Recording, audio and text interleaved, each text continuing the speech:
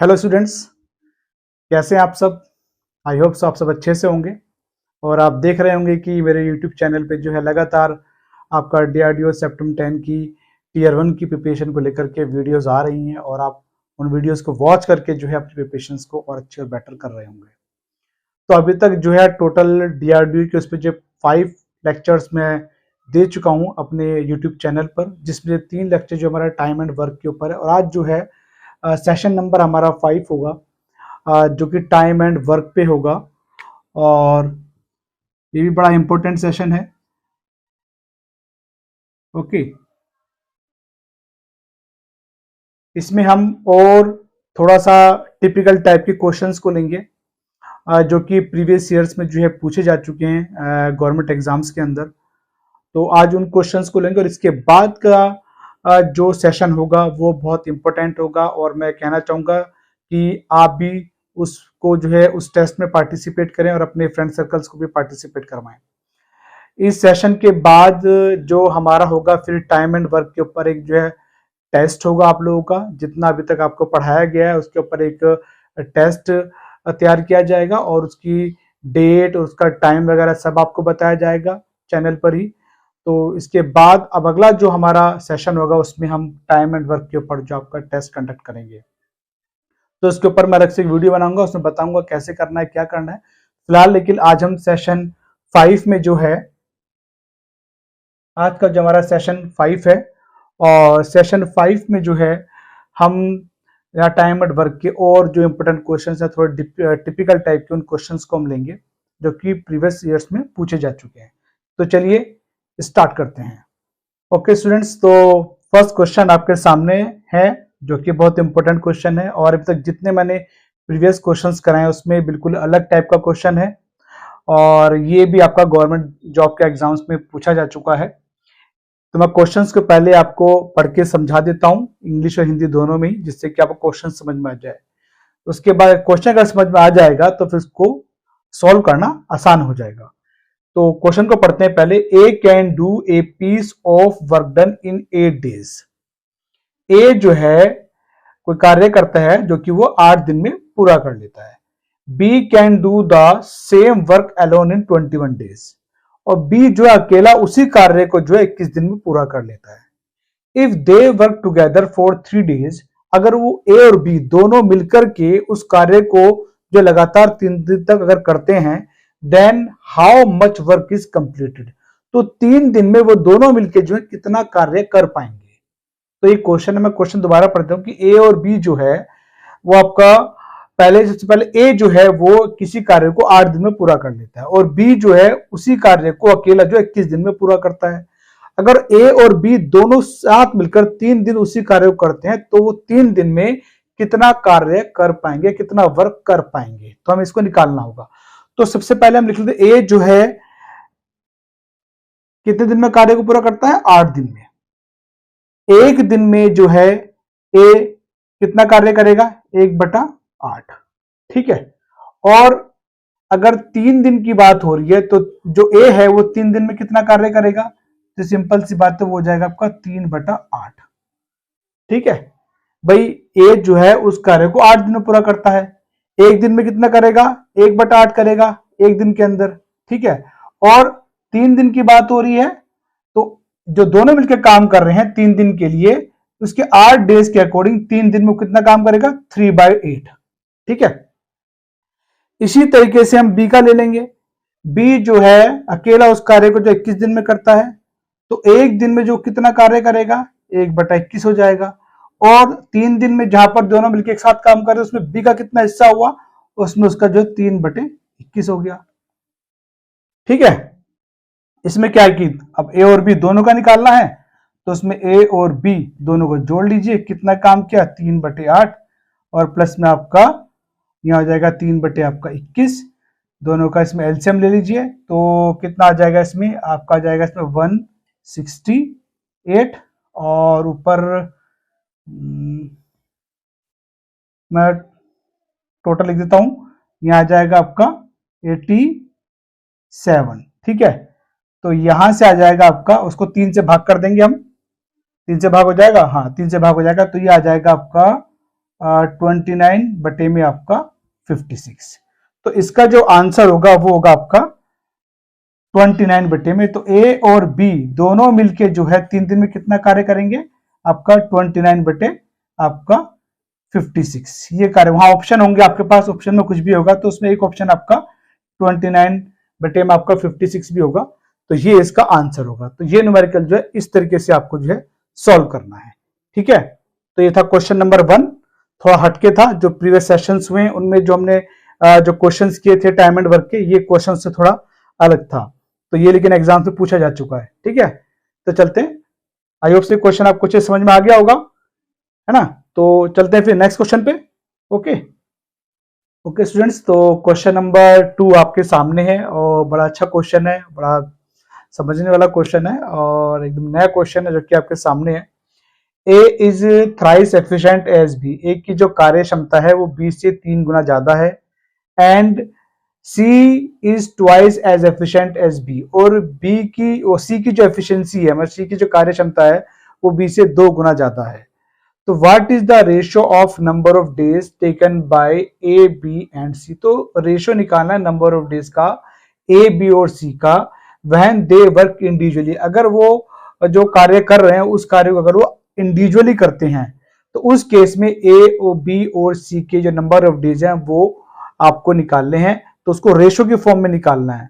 तो ऑप्शन आपको दे रखे हैं 2:6:3 दे रखा है, बी में आपका 1:2:3 दे रखा है, सी में आपको 2:3:6 दे रखा है, डी में आपको 3:1:2 ये आपको ऑप्शंस दिए हुए ए बी सी डी के अंदर, ठीक है।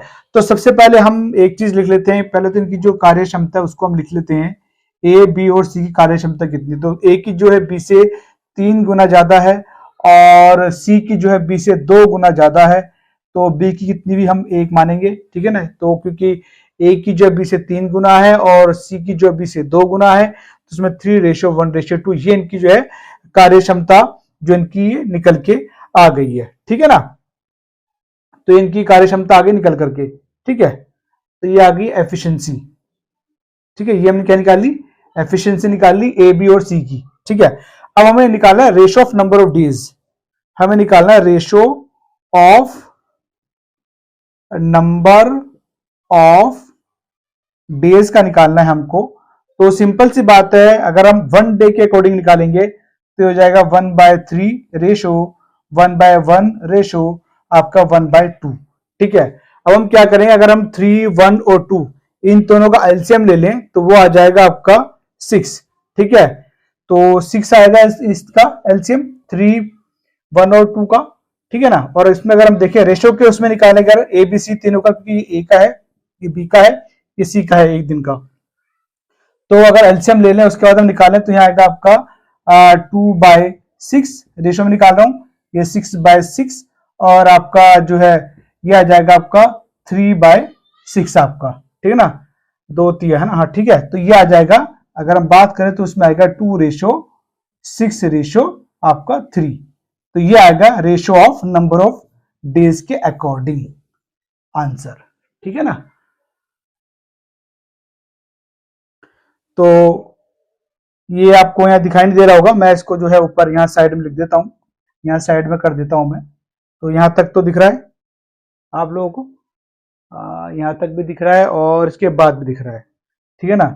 तो मैं इसको यहीं पर आगे कर देता हूं। अगर मैं इसका एलसीएम ले लूं तो यहाँ पर आ जाए आपका 2/3, 1 और 2 का एलसीएम लूंगा तो 6 आएगा, तो उस केस में हो जाएगा आपका 2/6, 6/6 रेशो में रख लो इसको, और यहाँ हो जाएगा आपका 3/6। तो कहने का मतलब है जो रेशो आएगा इसमें वो आ जाएगा 2:6:3, ठीक है। तो ये आपका ऑप्शन होगा। तो इसमें पहला ये जो पहला ऑप्शन है 2:6:3 ये लगेगा। तो ए को जो है मतलब नंबर ऑफ डेज जो लगेंगे उस कार्य कंप्लीट करने में ए को 2 दिन लगेंगे, आपका बी को जो है आपका 6 डेज लगेंगे और सी को जो उसमें आपका 3 डेज लगेंगे। तो ये आपका न्यूमेरिकली नीचे जो है उसमें स्क्रीन पे दिखाई नहीं दे रहा था, तो मैंने इसको जो फिर यहाँ साइड में कर दिया है, तो आप यहाँ से भी देख सकते हैं इसको। तो 1/3, 1 रेशो 1/1 रेशो 1/2, हमने नीचे 3, 1 और 2 का जो इसका हम एलसीएम ले लेंगे 6 आएगा, और उसके अकॉर्डिंग हम देखेंगे अगर हम तो आपका 2/6, 6/6, 3/6 होगा रेशो में। तो हम जो 2, 6 और 3 आएगा, तो पहला जो ऑप्शन है आपका जो है ए को 2 दिन लगेंगे, बी को 6 दिन लगेंगे और सी को जो 3 दिन लगेंगे। ठीक है, तो ये रेशियो उन्होंने निकाल दिया है। तो ये था क्वेश्चन नंबर 2 आपके सामने। ओके, चलते हैं नेक्स्ट क्वेश्चन पे। ओके स्टूडेंट्स, थर्ड क्वेश्चन आपके सामने है। ये भी एकदम डिफरेंट है, जो कि गवर्नमेंट एग्जाम में पूछा जा चुका है। तो क्वेश्चन आपके सामने है, A and B can do a work in 4 hour and 12 hour respectively. मैं आपको हर क्वेश्चन को जो है इंग्लिश में और हिंदी में दोनों में डिक्टेट कर रहा हूँ, ट्रांसलेट करके आपको समझा रहा हूं, तो क्वेश्चन को समझना बहुत जरूरी है।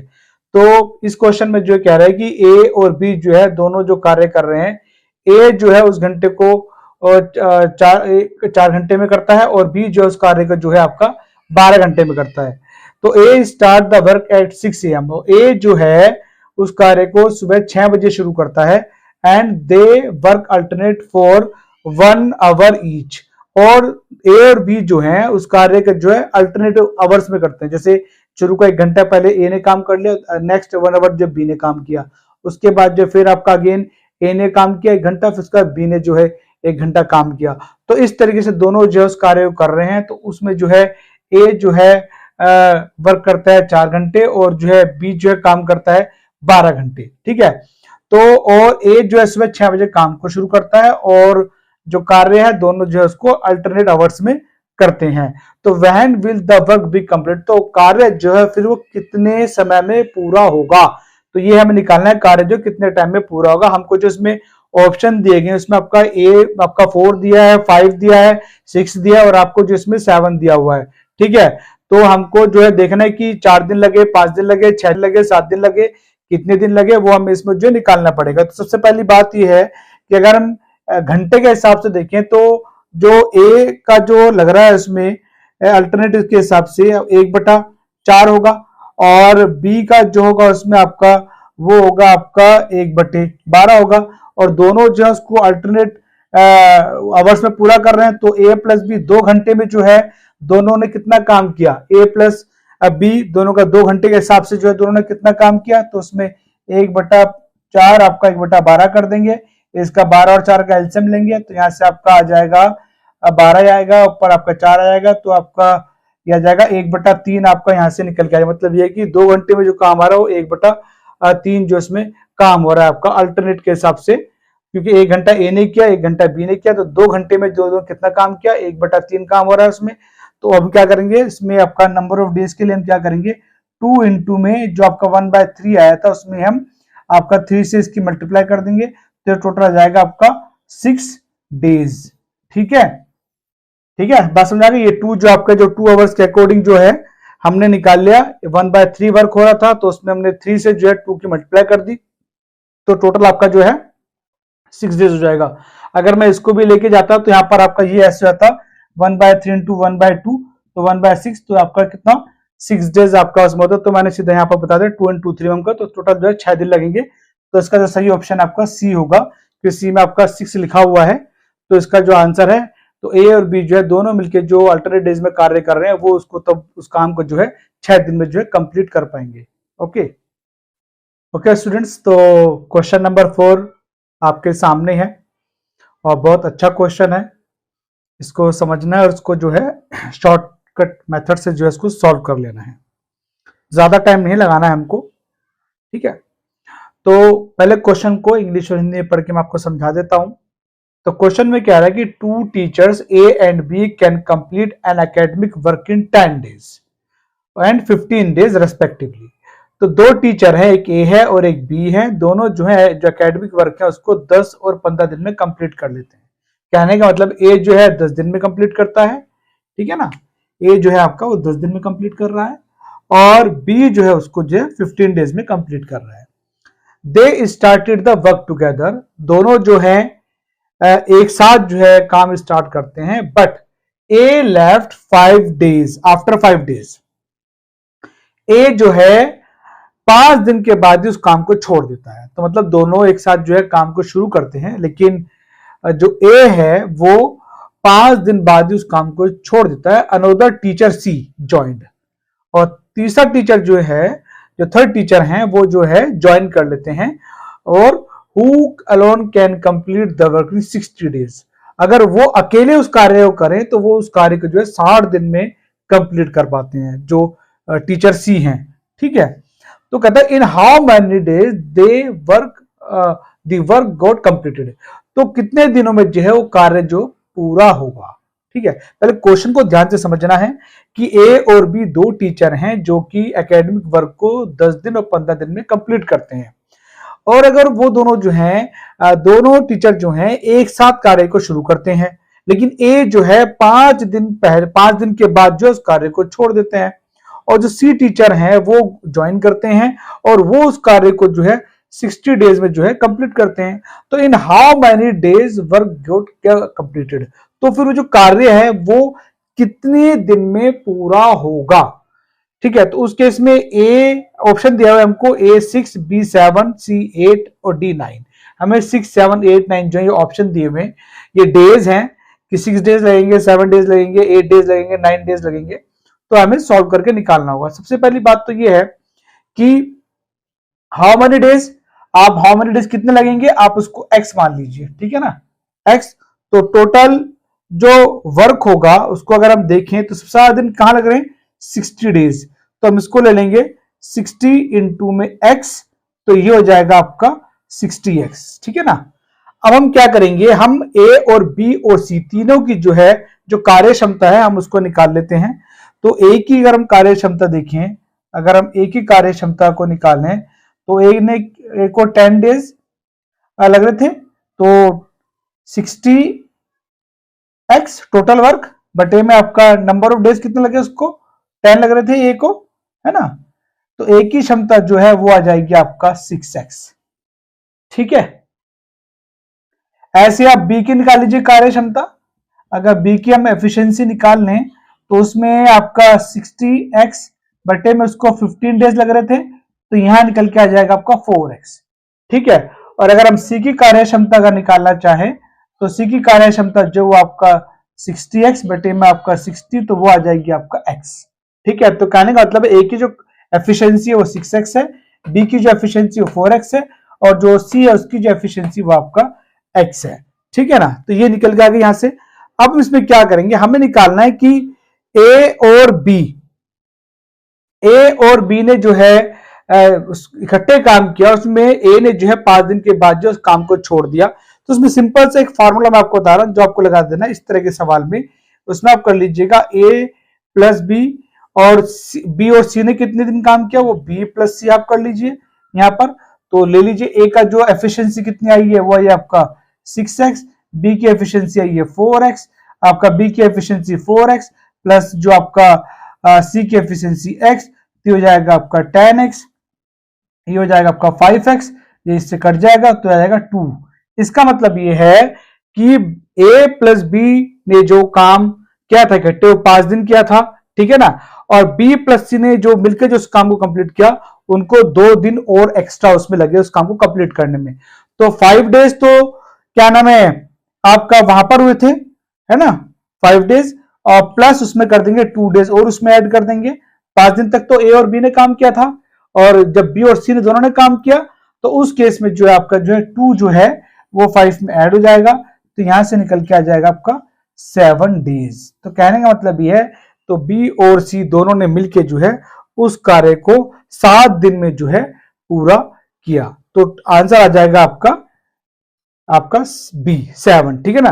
तो कहने का मतलब है कि यहाँ पर आपका जो अनुपात और रेशो आ गया था उसमें आपका निकल के आया था यहाँ पर काट के 2 डेज, ठीक है ना, और 5 डेज पीछे हो गए, और बी और सी ने जो मिलकर काम किया उन्होंने 2 दिन और एक्स्ट्रा काम किया, तो 5 + 2 आपका इक्वल टू आ गया इसमें 7 डेज। तो इसका जो ऑप्शन है यहाँ पर हमको ए में 6 दिया हुआ था, बी में 7, सी में 8 और आपका डी में 9 दिया था, तो इसका ऑप्शन हमारा बी हो गया कि जो है इसको 7 डेज में जाके जो काम है वो कंप्लीट होगा, ठीक है।